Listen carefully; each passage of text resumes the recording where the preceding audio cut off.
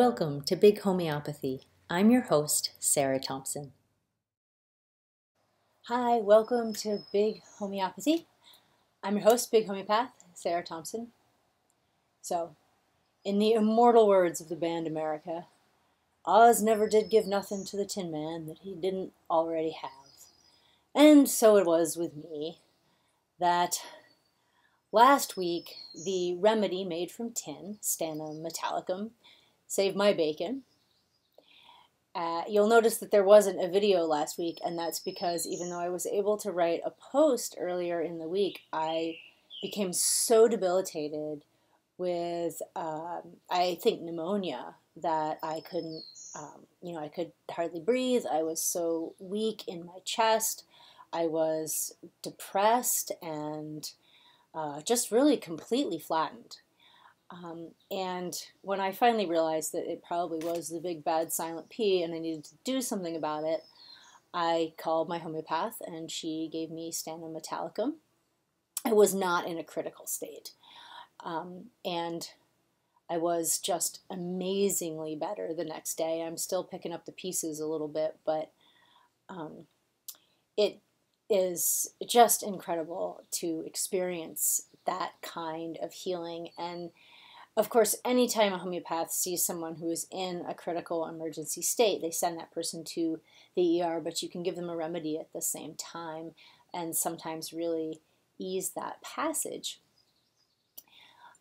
I don't like getting sick, but I welcome it because it's always the harbinger of some big change and growth that's happening and some old stuck thing that has expired and needs to be let go. And the respiratory system in particular is really about allowing what needs to come and allowing what needs to go, and the process of inspiration and expiration. And but I have travel plans that do not really tolerate pneumonia, and so I will also be away next week. There'll actually be no post next week, taking a week off. And I wasn't all that excited to remain sick. So given what's happening in my life right now, this is no surprise, and I'm really excited to see where it's going to go.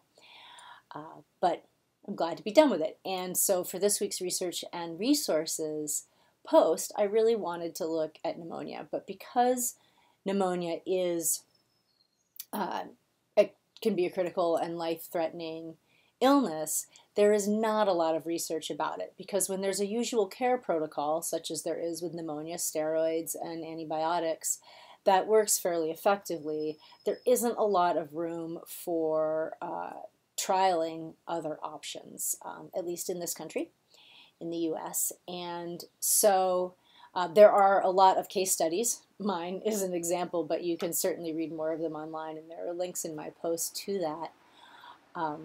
But so I decided to dig into allergies instead, because what really kind of triggered this in a physical sense was that the pollen got so thick here that even I, who not normally bothered with seasonal allergies, just started to feel so oppressed by it. I mean, the air was thick with it. I had to wash the windshield on the, yes, still rental car, no end in sight on that, and clean the porch every time I wanted to go out and do anything.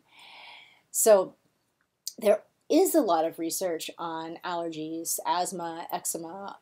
It's one of the areas where there has been a lot of work done. And one of the reasons is that because these are autoimmune disorders, and there really isn't a lot that conventional medicine has to offer that's curative, and people tend to pursue alternatives.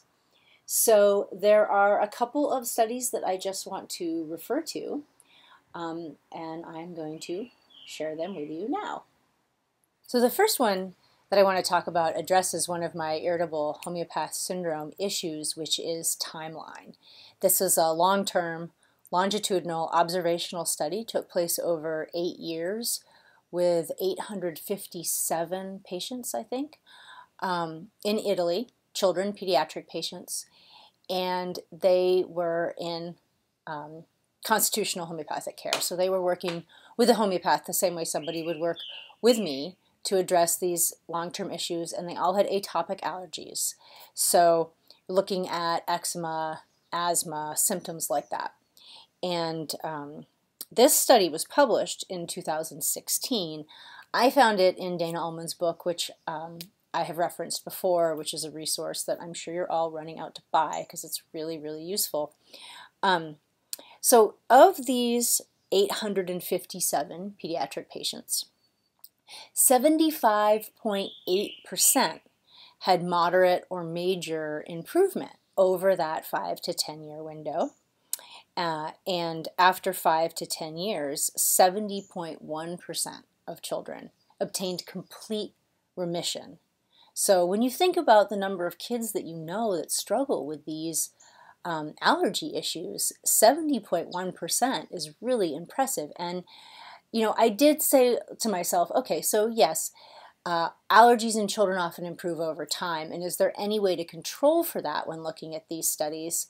And what I did find was another study that just was looking at eczema, not with homeopathy, and addressing this consistent. You'll hear people say that eczema gets better over time, but that's actually not been studied. And a team in 2016 looked at a group of kids and found that 48% experienced no improvement, and 13% worsened. So if that's some sort of baseline, then we can see with the Italian study that the kids in homeopathic treatment were getting much more benefit. And the thing is that we know they were getting benefit in so many ways. Homeopathy is a slow motion miracle.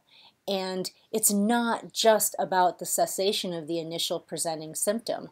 Those kids have tools, their vital force has tools for addressing other challenges, not just managing one set of superficial symptoms.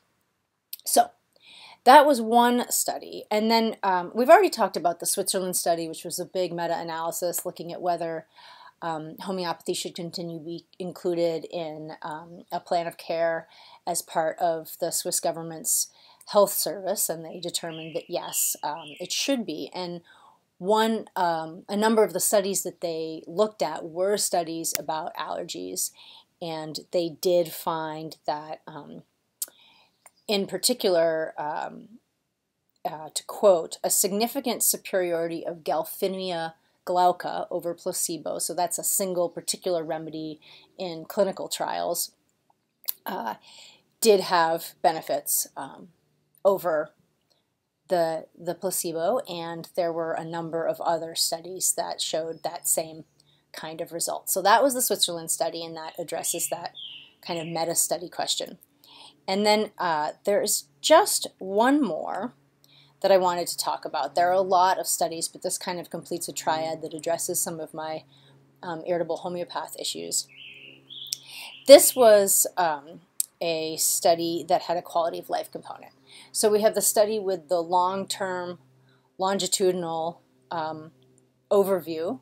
We have some placebo-controlled trials. And then we have the quality of life element, which is, to me, what's so important. And I wasn't able to get the full text of this study, but it was performed in 2006 of over 200 patients with hypersensitivity illnesses, so these allergic responses. And 2/3 of the homeopathy patients experienced improvements after they stopped the medications. Of the control group that was in conventional care, 1 person had continued improvement after stopping their conventional meds. So that is a dramatic change. And if you're someone who is suffering with allergies, which are you going to choose? So as you would expect, 53% of the patients reported an improvement in overall quality of life, as opposed to 15% in the conventional group. And that's what it's all about. So to recap, 70.14% of children experienced complete remission over a 5 to 10 year period. Galfinia glauca is significantly more effective than placebo in controlled trials for allergies. And 2/3 of homeopathy patients versus 1 single conventional patient continue to improve after stopping their medications for hypersensitivity diseases. So that is the slow motion miracle. That is the time frame that is so important to me. It's not just this moment now, although when I had pneumonia, it was that moment now. But it's what I continue to see over time in myself, in my clients, this improvement. Homeopathy doesn't give you something you don't already have. It just shows the vital force how to do what it's created to do, to make you well. That's big homeopathy, and it's going to be huge. I will see you in 2 weeks. All right, take care.